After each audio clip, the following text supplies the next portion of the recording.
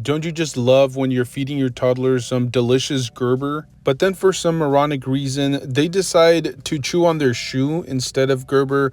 I don't know exactly how that works. I know they have tiny little mushy brains, but even that's absolute nonsense. On a side note, I wonder if it's like socially acceptable to just eat Gerber as an adult, like during lunch. If I whip out a Gerber, am I going to get bullied by my coworkers? Probably, but it doesn't matter. That mango and peach Gerber just absolutely slaps. Being a baby's the life. You get to eat Gerber whenever you want, and they wipe your ass for you. I mean, what else could you want? Anyways, all jokes aside, guys, in today's video, I know that I said that I was gonna like stay away from the NECA controversy because it felt like they were just kind of beating it to death. Everybody was talking about it. Everybody was just kind of punching NECA when they were down, or I should say while they're down, because it's been like a long period of time where people just absolutely just despise NECA for some of their questionable choices over the past few months. And it ranges anywhere from just being spiteful and hateful to just being completely unprofessional. I understand if you want to go out of your way to maybe kind of throw some minor shade at some of your collectors. I mean, we've seen even McFarlane and Hasbro do it from time to time, but to actually just bash your own customers the way that they've done it for quite some time now, I think it's just absolutely hilarious. And I'll kind of do a quick little recap for you guys, and this will be as quick as I possibly can because it seems like every time that I'm talking about this NECA situation, I'm recapping the entire problem here. And it's, like I said, it's quite extensive, it's long, but essentially NECA decided to release one of their TMNT diorama sets, and right off the bat, people were criticizing the diorama set, not because it didn't display well or if it doesn't look great. I mean, the promotional images do it justice. It does look phenomenal. Not only the promotional images, there are a lot of people on social media posting their pictures for this diorama set. It looks brilliant. That's not the problem. The price point was the biggest issue right off the bat. People felt like $300 was excessive and very heavy-handed, especially considering, and I just talked about this in one of my previous videos, but we're seeing actual customizers be able to give you diorama sets for anywhere from like $200 to $300. That's crazy. That's mind-boggling to me. My tiny little mushy brain doesn't quite compute how just a normie customizer can manufacture something in his basement that's just as good, or maybe, you know, a slightly lesser quality, but almost as good as what NECA is manufacturing for about the same price or a little bit less. Even though NECA's buying in bulk, they're buying a lot of raw products and they're able to get, you know, quite a few deals. I feel like their profit margins are just huge on these diorama sets, and I don't feel like they're passing any of the savings on to the consumer. So there should never be a point where a customizer can offer you a diorama for the same price as like a big OM. It just shouldn't happen, and so people were like up in arms about it. And then when they finally started to ship out, there was this kind of like rumor floating around. It wasn't really confirmed, but there were a lot of people that were speculating that people were receiving, a lot of collectors were receiving multiples, they were receiving doubles. And so this kind of was under wraps for a little bit because, well, the community or the people that did receive multiples or doubles were not really talking about it. But eventually NECA kind of caught on to it, and they realized that they'd made a huge mistake by sending out 2 diorama sets to people that had only pre-ordered 1. And then this all kind of started to just unravel. They essentially started to send out emails where they either were offering $100 credit, $100 in credit, store credit, if they decided to return the diorama set, and then they resorted to essentially just threatening their consumer base or their fan base, which, by the way, NECA is not, I mean, they're a pretty big OM. I think I would compare them, I wouldn't necessarily compare them to like Hasbro, but they're still relatively big compared to a lot of these smaller companies. And for them to go at their consumer base, which is already very limited, they make core action figures, they base a lot of their figures on franchises or licenses that don't appeal to a large audience, and they decided to attack them by, you know, claiming that they were going to back charge a lot of those extra dio sets that had been accidentally sent out. A lot of the community had already gotten rid of them. They had already sold them or traded them or you know, maybe gifted them. They'd already gotten rid, or most of these collectors had already gotten rid of their dio sets. And so there was this kind of like this really weird time period where NECA wasn't outright just going at their consumers, but they were just kind of throwing a lot of shade at them. making it seem like it was the consumer's fault that they hadn't returned the dio set, even though it was a mistake on their end. And look, a quick little recap on my mindset. I probably would have just sent back the dio set, just because, as I said before, if you're a big NECA collector, if you're a big fan, you would want them to be marginally successful. You don't want them to lose like hundreds of thousands, potentially millions of dollars on this dio set, which is what it seems like it's going to happen in the long term. And if you really like NECA, you don't want them to lose licenses. You don't want them to get into a really big hole that they can't get out of as a manufacturer. And so I felt like potentially, like I said, if I was a huge NECA collector, I would want them to be successful. I wouldn't want them to lose so much money on the back end when it comes down to a diorama set. And so, again, just my personal opinion, I would have handled things differently, but I don't think that anybody should have been bullied or threatened into sending back the extra diorama set. I think it was a problem, or it was an issue on their side.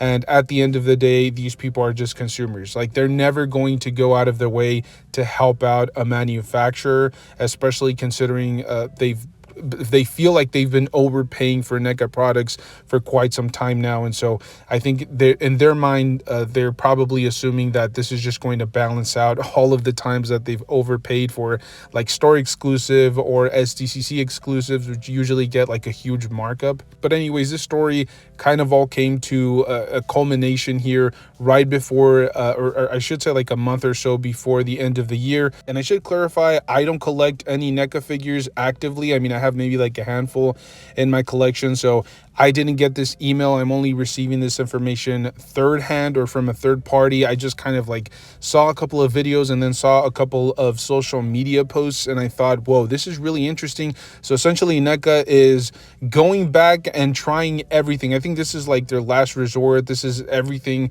that they can potentially do against a customer, because I have heard from a number of different sources that potentially they can't even charge you for that extra dio set if it was a mistake on their end, or if the consumer never agreed to receiving that. Again, I'm not a lawyer. I don't know any of the legalities involved here. I'm not even going to touch that, but I'm assuming that NECA just feels wronged here. They feel slighted by their own consumer base. And so I think the last ditch effort here to try to get these consumers to send back the dio set, they essentially opened up this kind of rewards program, which I think they kind of have already a system in place where you buy figures and then you get points, and then you accumulate the points for discounts and things of that nature. But now they're going to start doing this reward system where if you're in good standing with the company, which will revert back to that particular phrase, because I thought that was the most interesting part of this email. But they also said that if you had purchased at least $400 worth of products through their website, I'm assuming, they never really clarified it, but I'm just going to assume it's through their website minus shipping and taxes, that you would qualify for this rewards program. What does this entail? Well, essentially you would continue to add up these reward points that you could later use for discounts or for figures or collectibles. You would also get priority to a lot of these pre-order windows. So I'm assuming they're going to do something similar to what they do at the Hasbro Pulse website, where a lot of the members for the Hasbro Pulse, the people that buy that membership, are able to get into pre-order windows like an hour earlier before like the general public. And then they should be able to have access to some exclusive figures. I'm not sure if these are going to be made available at a later date, or if these figures are only going to be for the people that are a part of that rewards program. Now, on the surface, this makes 100% sense, right? Like, reward those people that are the foundation for your company, continue to seek out those fans and reward them, because obviously you entice them to continue buying from your website, which is probably better for you. I'm not 100% sure if it makes more sense. I'm going to assume that it does, because they're buying directly from your website. They're not having to buy something from, let's say, Target or Walmart, where that particular retailer is going to take a little chunk or a little piece of the profit. If you're buying directly from their website, all the profits are going to them. I'm assuming. Again, I don't know. I don't work behind the scenes, but that's my assumption here. but there are already a ton of different consumers, a ton of different, loyal fans that are now claiming that they've already spent well over $400 worth of product through their websites. Like, they've already bought that much in collectibles, and there's something wrong on the end of NECA. Maybe they're not calculating, or maybe they're miscalculating on their end, and they're claiming that certain customers are a little bit short.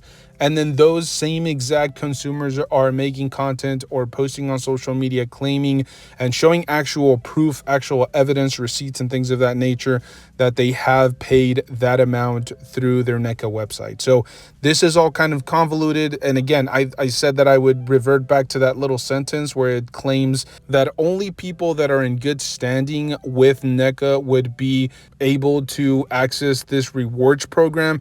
I don't know what that entails, but I'm almost 99.9% sure that they're going to bring this back around to that diorama set.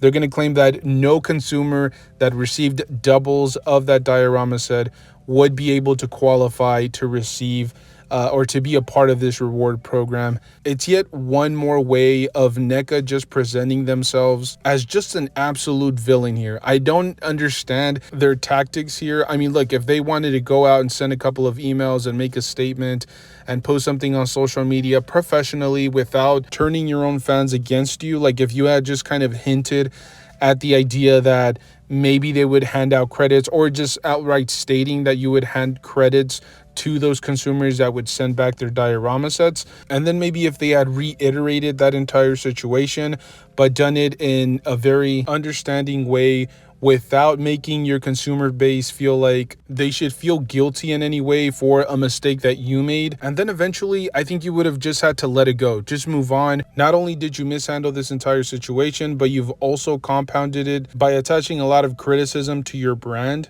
And I think this is going to continue for the next few months until this kind of dies down or people start to forget about it.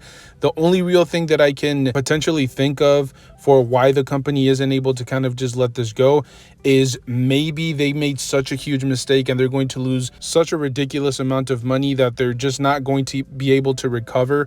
At least they're not going to be able to fully recover if at least a few of these customers that received doubles don't send back some of their dio sets. So this may be like their last effort, their last outreach to their consumers to say, hey, we messed up, we know that, but could you really help us out? Could you lend us a hand here? That could potentially be something that's happening behind the scenes, but I really don't know. As I said, I'm not a rewards member. I don't really buy anything from the NECA store website. I'm only hearing all of this from other content creators and from social media in general. But this is just fascinating. This is very intriguing. I'm very curious to see what the community has to say about this entire situation. So let me know your thoughts down below. Did something like this happen to you guys? Are you guys short of the 400? Are you almost there? Did you actually reach the minimum requirements? Let me know down below in the comment section. What's your overall take on this debacle? Let me know. Thank you guys so much for tuning in. As always, if you guys enjoy this type of content, make sure to stay tuned. We do upload pretty consistently. It's usually a bunch of rambling nonsense about action figures, but as I said, if you guys enjoy that type of stuff, make sure to stay tuned. Stay safe out there, and as always, don't forget to enjoy the hobby. That's the most important part of all this. I'll see you guys in the next one. Thank you.